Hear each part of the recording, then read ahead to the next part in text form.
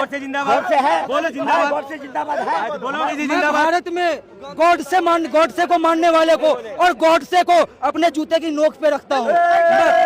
याद रखो तेजस्वी, तुम मुझे चरमपंथी आतंकवादी कहकर तुमने कोचाधामन और सीमांचल की जनता की तौहीन की है। तालीमों पर फूका है भारत। ये सवाल उठा जाता है कि आप शासन सत्ता तो संभल नहीं रहा, ये भी मेरा, ये भी मेरा, ये भी मेरा, ये भी मेरा, सब स्टेट में घूम घूम कर आप दुष्प्रचार कर लोगों को दिग्भ्रमित करते हैं। ये हिंदू धर्म नहीं सिखाता है। बिहार में अपराध और हत्याएं रुकने का नाम नहीं ले रही हैं। पुलिस वालों की गर्दन रेती जा रही है, नेताओं पर गाड़ी चढ़ा दी जा रही है और आम जनता को सरेआम गोली मारी जा रही है। कुल मिलाकर अपराध धुआंधार है, जिसकी वजह नीतीश कुमार है। आप बिहार में वोट जनप्रतिनिधि को दे रहे हैं या फिर अपराधी को? बिहार में 32% उम्मीदवार आपराधिक रिकॉर्ड रखते हैं, जिनमें से 27% पे तो गंभीर आरोप है। अमित शाह के साथ बिहार चुनाव प्रचार करने पहुंचे राजनाथ सिंह अचानक से मंच को छोड़कर भाग खड़े हुए तो राहुल गांधी ने जबरदस्त मजे लिए हैं। यहाँ तो जाता है कि ललन सिंह नीतीश कुमार से ज्यादा अमित शाह के करीबी हैं, लेकिन असल में राजनीति में कोई किसी का सगा नहीं होता। तुम कब तक इन लोगों को इख्तिदार की कुर्सियों पर बिठाओगे जो तुम्हारी गरीबी को, तुम्हारी तकलीफ को समझने वाले नहीं हैं? प्रधानमंत्री जितना दूर फेंकते हैं उतना कोई नहीं फेंकता है। 8 साल के हुए शाहरुख खान अरबपतियों की लिस्ट में शामिल है नाम। बॉलीवुड के किंग शाहरुख खान आज 60 साल के हो गए। पूरी दुनिया में तगड़ी फैन फॉलोइंग के साथ साथ शाहरुख कमाई के मामले में भी बहुत आगे है। तुम्हारी इतनी औकात नहीं है चित्रा त्रिपाठी को खरीदने की, ठीक है? ये क्या हो गया? ये क्या सुन रहा हूँ मैं? बिहार की जनता बीजेपी नेताओं को पकड़ पकड़ कर पीट रही है। नरेंद्र मोदी जी सिर्फ अमेरिका के राष्ट्रपति से नहीं डरते हैं। नरेंद्र मोदी जी का कंट्रोलर अदानी और अंबानी जैसे लोगों के हाथ में है। भाजपा के जो मुख्यमंत्री हैं वो सब आपको नाचने वाला कहते हैं। ठीक है, बड़े भाई है। याद रखो तेजस्वी के लिए चरमपंथी बड़ा बयान आया है। तुमने कोचाधामन और सीमांचल की जनता की तौहीन की है। तौहीन तुमने हैदराबाद, तेलंगाना, महाराष्ट्र और उत्तर प्रदेश की जनता की तौहीन की है। तुम्हारी ये ज़हनियत है कि जो तुम्हारे सामने नहीं झुकता, जो तुम्हारे सामने नहीं बिकता, जो तुम्हारे बाप से नहीं डरता, तुम उसको चरमपंथी कहते हो। तुम में इतनी नफरत है, एक चेहरे पे दाढ़ी, सर पे टोपी तो एक्सट्रीमिस्ट। कभी तुमने पढ़ा एक्सट्रीमिस्ट किसको बोलते हैं? किसको बोलते हैं? कभी तुमने देखा एक्सट्रीमिस्ट किसको बोलते हैं? पाकिस्तान के जालिम लोग बोल रहे थे कि भारत में एक ओवैसी है जो चरमपंथी है, तो मालूम हुआ पाकिस्तान के लोगों की जबान अब तेजस्वी बोल रहा है। ये क्या पर फूका है भारत। ये सवाल उठा जाता है, ये बहुत अहम खबर है, ध्यान से देखिए। तो संभल नहीं रहा, ये भी मेरा, ये भी मेरा, ये भी मेरा, ये भी मेरा, सब स्टेट में घूम घूम कर आप दुष्प्रचार कर लोगों को दिग्भ्रमित करते हैं। ये हिंदू धर्म नहीं सिखाता है। हिंदू धर्म जिस चीज के लिए जाना जाता है आप उस पर काम कीजिए। आज वही उत्तर प्रदेश है, देवराहा बाबा अस्पताल में देखा होगा, एक लाश पानी की टंकी में मिलता है। BHU में छात्रा के साथ क्या होता है? बनारस में स्नेहा कुशवाहा के साथ दरिंदगी होता है। उसके घर वालों को अंतिम क्रिया में शामिल नहीं होने दिया जाता है। उसका पोस्टमार्टम तक नहीं होता है। हाथरस में क्या हुआ, उन्नाव में क्या हुआ, और तो और रायबरेली में जिस महर्षि वाल्मीकि ने रामायण लिखी, उसी समाज के, वाल्मीकि समाज के एक व्यक्ति को हम बाबा के लोग हैं। अरे बाबा के लोग हैं तो आपको कानून हाथ में लेने की इजाजत किसने दी भाई? आप उसको मार मार कर मार दिए। तो ये सवाल तो बनता है। बिहार में अपराध और हत्याएं रुकने का नाम नहीं ले रही हैं। पुलिस वालों की गर्दन रेती जा रही है, नेताओं पर गाड़ी चढ़ा दी जा रही है और आम जनता को सरेआम गोली मारी जा रही है। कुल मिलाकर अपराध धुआंधार है, जिसकी वजह नीतीश कुमार है। कैसे हैं दोस्तों, मैं नेहा सिंह राठौर। जैसे जैसे बिहार का चुनाव करीब आता जा रहा है, अपराधियों के हौसले बुलंद होते जा रहे हैं। और मजे की बात यह है कि सरकार में मौजूद लोग आम जनता को जंगल राज का डर दिखाकर फिर से वोट मांग रहे हैं, है ना? कमाल की बात। अरे भाई, जंगल राज तो आपने खुद फैला रखा है। इस हिसाब से अगर आपकी सरकार दोबारा बनी तो बिहार में महाजंगल राज आ जाएगा। अरे बाप रे। आप खुद बताइए, आपको वोट क्यों दिया जाए? क्या लगता है आपको? 20 सालों में रोजगार दे नहीं पाए आप, पलायन रोक नहीं पाए, पेपर लीक रोक नहीं पाए, जहरीली शराब से मौतें होती रहीं, अस्पताल बर्बाद ही रहे, और अपराध का तो कहना ही क्या। बहुत सारे कांड हो गए। मांगने वाले युवाओं पर लाठीचार्ज में कोई कंजूसी नहीं की गई। ये है आपका रिपोर्ट कार्ड। अब जनता को जवाब देने की बारी आई तो जंगल राज की बातें करके वोट मांग रहे हैं। अरे देवता, बिहार में जो ये खून की होली खेली जा रही है, क्या ये जंगल राज नहीं है? अब कहीं ये मत कह दीजिएगा कि आम जनता को जंगल राज का डेमो दिखाने के लिए सब कांड किया जा रहा है, क्योंकि भैया आपका कोई भरोसा नहीं है। अब आप कब क्या बोल जाएं, क्या कर जाएं खुद आप भी नहीं जानते। आपको चुनाव लड़ना है तो लड़िए, लेकिन जंगल राज का डर दिखाना बंद कर दीजिए। अब बड़ा ही क्या लग लगता रहा है है इन्होंने जो भी बात अगर कही है मुख्यमंत्री की कुर्सी पर इसमें बैठकर कितनी भी आप सच्चाई है? बिहार में अपराध नहीं रोक पा रहे हैं तो आप सिर्फ नाम के मुख्यमंत्री हैं। बिहार की सरकार कहीं और से चलाई जा रही है। आप मुखौटा भर हैं, या फिर आपको बिहार से कुछ लेना देना ही नहीं है। वैसे भी 20 साल बहुत होते हैं, 20 साल बहुत होते आप हैं। इस जिम्मेदारी से ऊब चुके हैं। उम्मीद है इस बार बिहार वासी आपको आराम करने का मौका जरूर देंगे। जय हिंद, जय बिहार। सवाल ये कि प्रधानमंत्री ये क्यों कहते हैं? इसको अंग्रेजी में एक वर्ड है, कन्हैया जी का इसमें बहुत डिटेल में बात हुई है। उसको कहते हैं पॉपुलिज्म। मतलब जो लोग ऑलरेडी कर रहे हैं, जो लोगों के बीच में ऑलरेडी लोकप्रिय है, उसका इस्तेमाल अपने फायदे के लिए करना। प्रधानमंत्री जब ये कहते हैं तो दरअसल इससे वो दो चीज साधना चाहते हैं। एक, नाकामयाबी छुपाते हैं, और दूसरी तरफ जो है वो लोगों का ध्यान भटकाने का काम करते हैं। और लोगों भटकाने का काम ऑलरेडी पॉपुलर है, वो बात हो करके, पॉपुलिज्म की पीठ पे सवार होकर के अपने आप को जो है मॉडर्न और रेलिवेंट और व्यवहारिक दिखाने की कोशिश करते हैं। अब इससे दो प्रश्न उठता है जरूरी। एक, रील बनाने की बात जो प्रधानमंत्री कह रहे हैं, क्या यही बात वो अपने मंत्रिमंडल के जो मंत्री हैं उनके बच्चों को कहेंगे? क्या बड़ा सवाल है। जय शाह के बेटे अमित शाह को कहेंगे कि तुम अमित शाह के बेटे जय शाह, हाँ, अमित शाह के बेटे जय शाह को, माफ कीजिएगा, उसको कहेंगे? नहीं कहेंगे। उसको तो कहेंगे कि तुम बीसीसीआई चलाओ, तुम आईसीसी चलाओ। आप बिहार में वोट जनप्रतिनिधि को दे रहे हैं या फिर अपराधी को? बिहार में 32% उम्मीदवार आपराधिक रिकॉर्ड रखते हैं, जिनमें से 27% गंभीर आरोप है।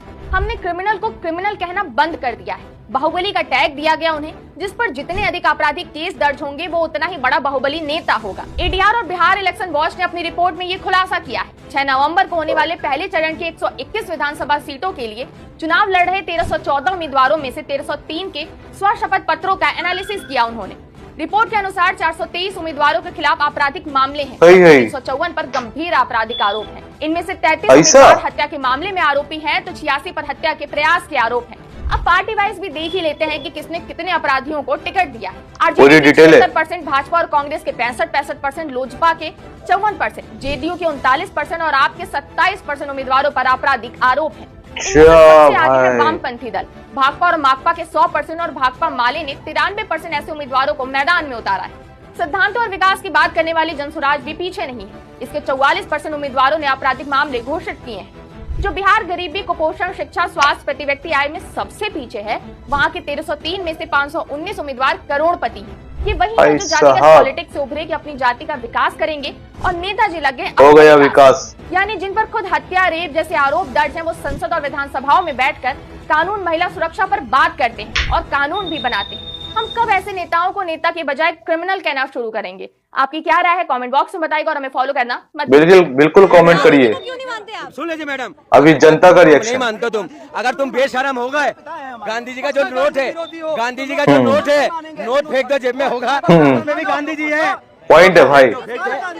जब तेरे सारे सपने पे पानी फिरा है, वो भी फिरेगा। वोट से जिंदाबाद बोलना, वोट से जिंदाबाद है, बोलो जिंदाबाद, वोट से जिंदाबाद है, बोलो नजर में है। ये गांधी जी जिंदाबाद, गांधी जी जिंदाबाद। भारत में गॉड से मानने वाले को और गॉडसे को अपने जूते की नोक पे रखता हूँ, गांधी को मानता हूँ और ये देश गांधी से चलेगा। और जिसको गांधी से कट्टर गांधी विरोधी है तो वो अगर है पक्का वाला तो अपने जेब से 10 का नोट भी फाड़ के बताए मुझे। 10 का नोट। अफजल गुरु का मानने वाले को अब कहाँ से कहाँ कूद गए, देखा? अफजल गुरु का मानने वाले को जवाब नहीं है तो भैया चेंज कर दो कन्वर्सेशन। हमास के झंडा फहराने वाले को जूते के नीचे रगड़ देंगे।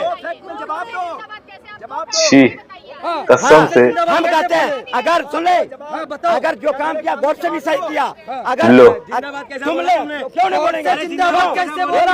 आजाद भारत का पहला आतंकवादी को ये जिंदाबाद बोलते हैं। क्या बोल रहा है ये? सबसे बड़े आजाद हिंदुस्तान का आतंकवादी अगर पैदा करने वाला हुआ तो महात्मा गांधी तुमको रखा। क्या बोल रहा है ये? इसको कुछ पता भी है? देश के नाम पर गद्दार हैं, जो देश के अंदर रहते हैं, देश के कब्र खोदते हैं, ये लोग हैं।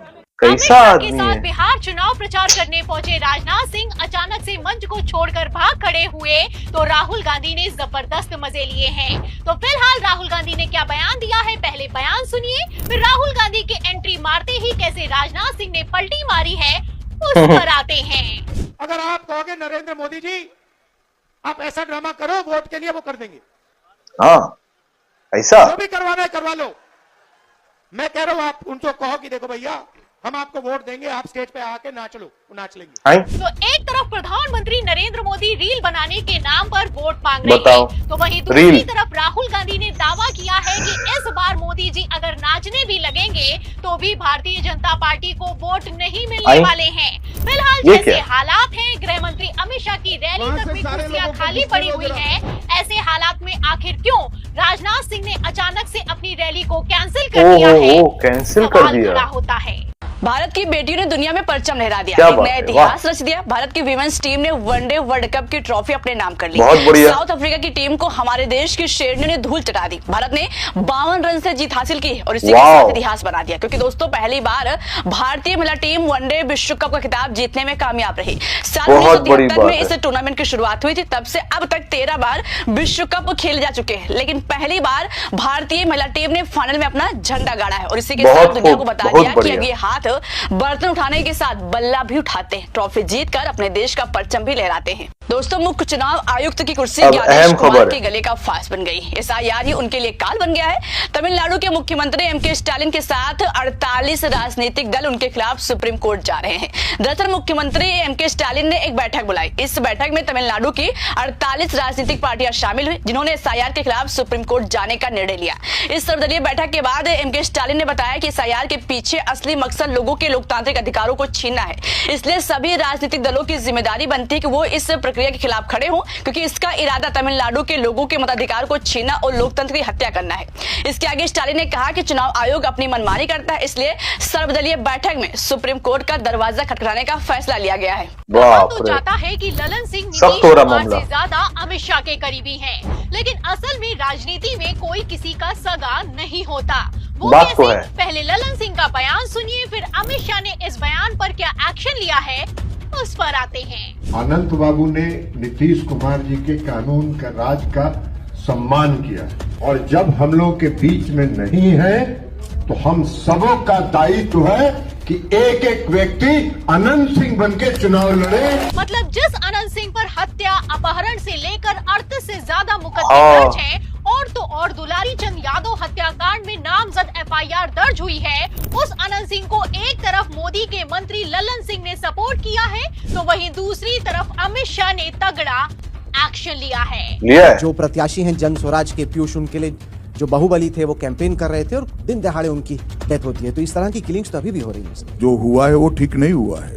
नीतीश कुमार को मुख्यमंत्री चेहरा ना घोषित करना पीएम मोदी को इतना भारी पड़ेगा, इसकी कल्पना तो शायद कभी अमित शाह ने भी नहीं की होगी। मतलब पहले तो पोस्टर लगने के बावजूद नीतीश मोदी की रैली में नहीं आए और अब रोड शो को भी बायकॉट कर दिया है। तस्वीरें आप देख सकते हैं कि नीतीश की जगह ललन सिंह ने ले ली है, तो तहलका मच गया है। एक तरफ खलबली मची भी है, पूछ रहा है पटना के साथ ये वीडियो सोशल मीडिया पर वायरल है, तो वहीं दूसरी तरफ चर्चा है कि नीतीश ने अपना हिसाब चुकता किया है। आपको बता दें कि लोकसभा चुनावों में भाजपा के आगे बेबस हो चुके नीतीश कुमार को मोदी के रोड शो में तीर की जगह कमल का सिंबल पकड़ा दिया गया। बेचारे नीतीश कुमार खिसियाते रहे लेकिन कुछ कर नहीं पाए। फिलहाल अब तस्वीर पलट चुकी है, क्योंकि नीतीश की बैसाखियों पर मोदी सरकार चल रही है।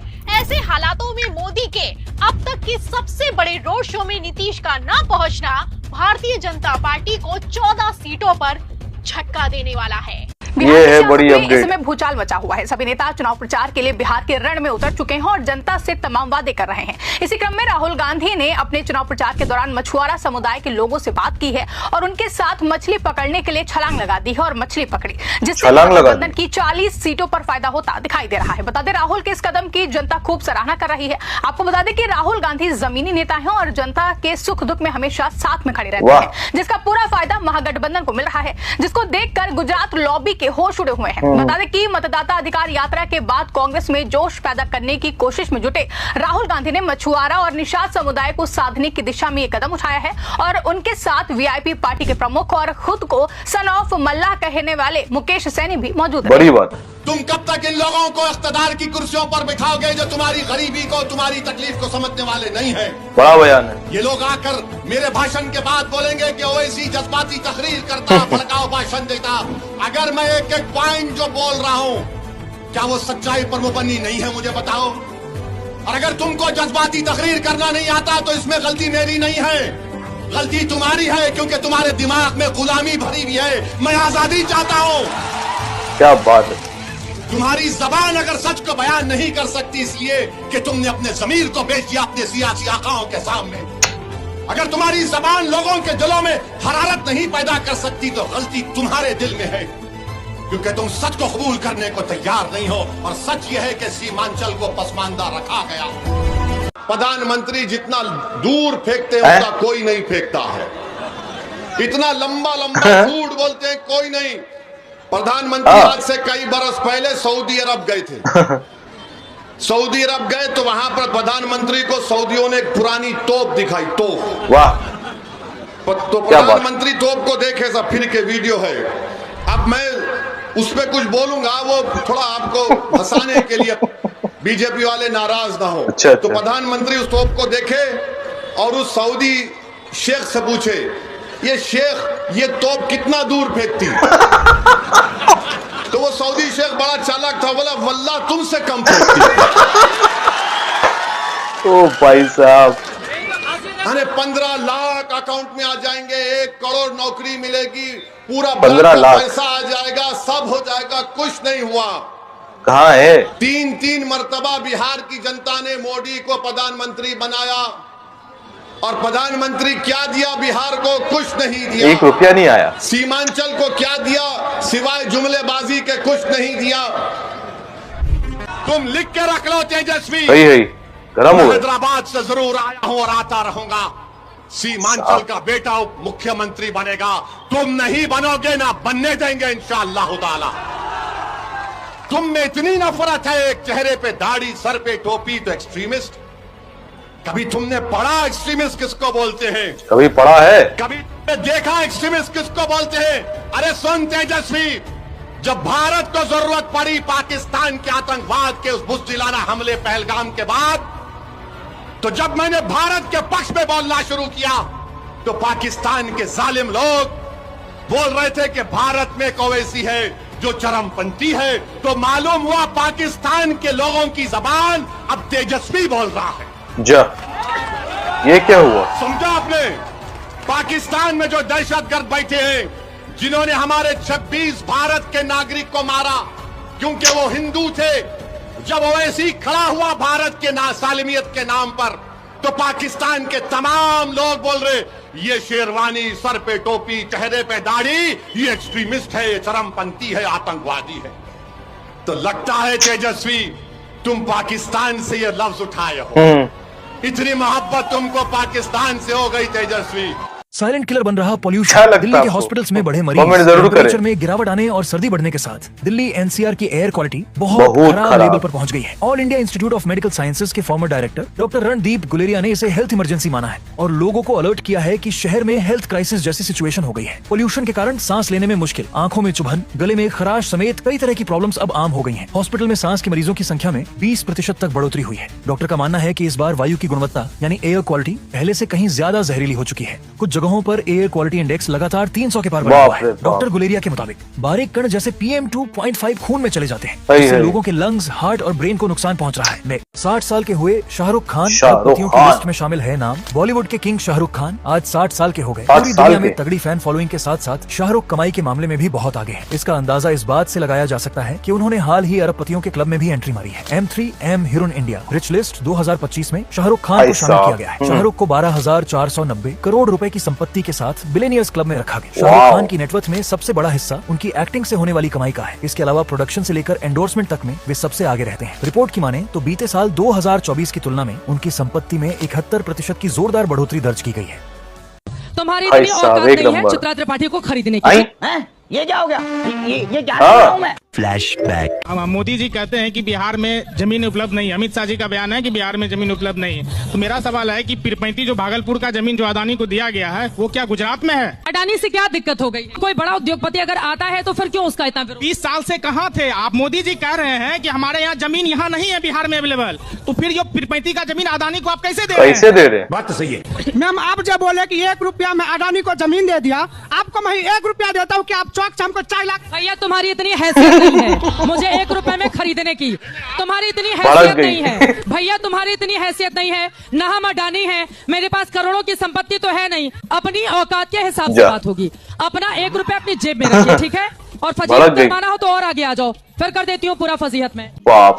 बिहार की जनता बीजेपी नेताओं को पकड़ पकड़ कर पीट रही है। अच्छा। ये देखिए, दिल्ली की मुख्यमंत्री रेखा गुप्ता के सामने गुस्साई भीड़ ने बीजेपी नेता को चलती गाड़ी से खींच लिया और जमकर पिटाई कर दी। दिल्ली में 2 यमुना बनाने वाली ड्रामेबाज मुख्यमंत्री जब बिहार में एनडीए के लिए वोट मांगने पहुंची तो उन्हीं के सामने जनता का बीजेपी नेता पर गुस्सा फूट पड़ा। बिहार में वोट मांग रहे बीजेपी और एनडीए उम्मीदवारों और विधायकों को जनता उल्टे पैर दौड़ा रही है। वोट मांगने जा रहे एनडीए प्रत्याशियों और विधायकों से वोटर पूछ रहे हैं कि हम आपको वोट क्यों दें। ये देखिए, दरभंगा में विधायक रामचंद्र प्रसाद को जनता ने खदेड़ कर भगा दिया और चोर चोर के नारे लगाए।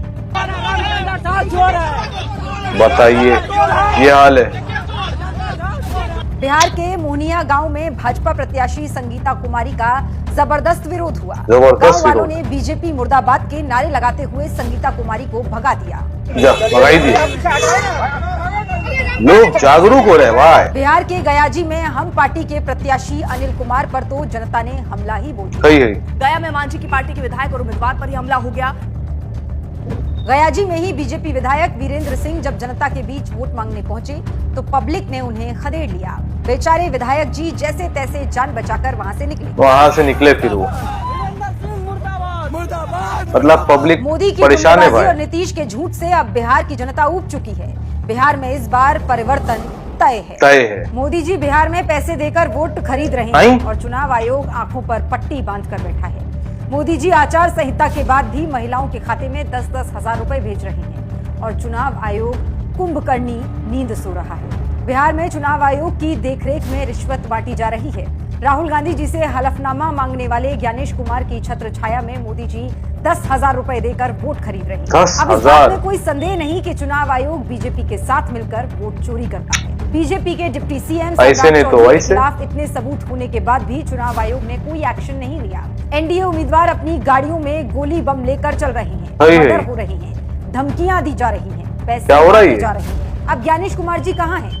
विपक्ष के खिलाफ प्रेस कॉन्फ्रेंस करने वाला चुनाव आयोग बताएगा कि आखिर कब तक ये वोट चोरी चलेगी। क्या एनडीए को जिताने के लिए चुनाव आयोग खुलकर मैदान में उतर आया है? साफ है, चुनाव आयोग के साथ मिलकर मोदी सरकार में संविधान, लोकतंत्र और चुनावी प्रक्रिया सबकी धज्जियां उड़ाई जा रही हैं।